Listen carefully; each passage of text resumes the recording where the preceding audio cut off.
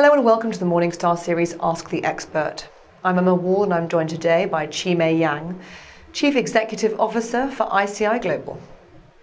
Hello Qimei. Hi, good morning. So we're here today to talk about the changing pensions landscape in China. The last 20 years have seen some big changes in the way that the Chinese are employed, and that's affected their pensions, hasn't it? Yes, and the China pension system has been evolving along with the reform of SOE, state-owned enterprise reforms, which started late 1980s, because a lot of workers had to transfer from state sector to private sector, and the pension regimes have to be changed and reformed to fit their needs. So over the years, there were many trials and experiments and many kind of regimes and platforms, but the biggest news actually is beginning of this month.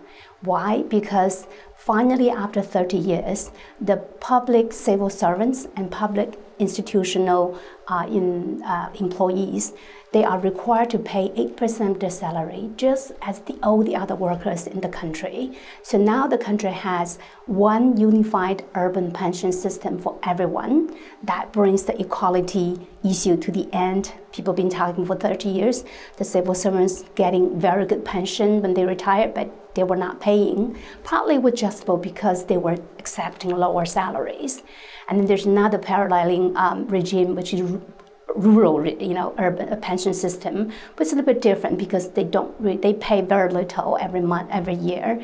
So, but the government also said by 2020, the whole country was going to have a standard, unified rural-urban pension system. And this isn't that different from what's been going on in the UK. In times gone by, if you were a state employee, if you worked for the public sector, you had a fantastically generous pension. Yeah. And those in the private sector didn't so much. It's moved to a defined contribution scheme, a bit like the one you're talking about. You have to make contributions in order to benefit in retirement. Exactly. So with these changes that are going on, what are the challenges?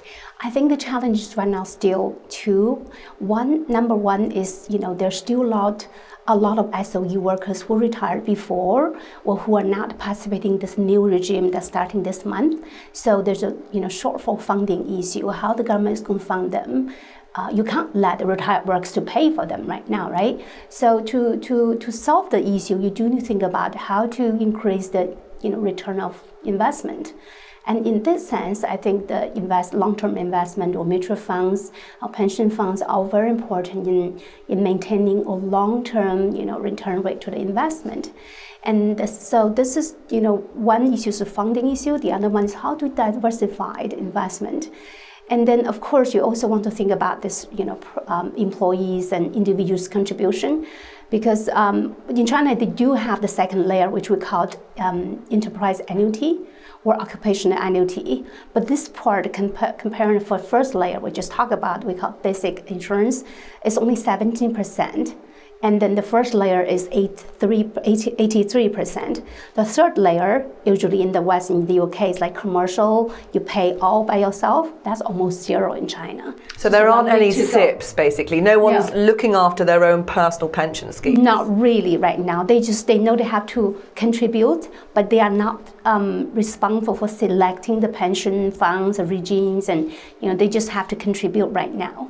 And you talked about diversification there, so presumably that ties in with foreign ownership, but that is opening up at the moment things like the Shanghai Connect, meaning that you can get a more diversified portfolio. Yes. But there are still restrictions on international equities that can be held, and indeed international bonds, aren't there? Mm-hmm. And we all know that markets can be volatile if you only invest in one type of equity. Yeah. So how does that tie in with what they're trying to achieve in pension schemes? I think the government, China has long been promoting the participation of institutional investors, the foreign institutional investors, for example, QFII, and the one you talk about, Stock Connect. So the government realized this is the biggest challenges for them. They want to introduce more, but right now the percentage is really slow.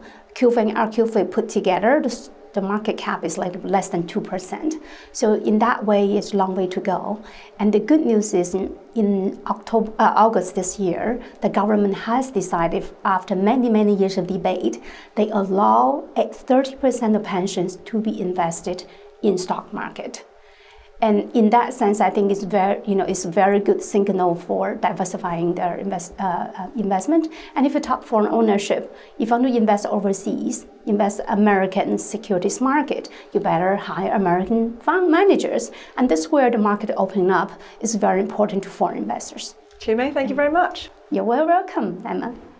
This is Emma Wall for Morningstar. Thank you for watching.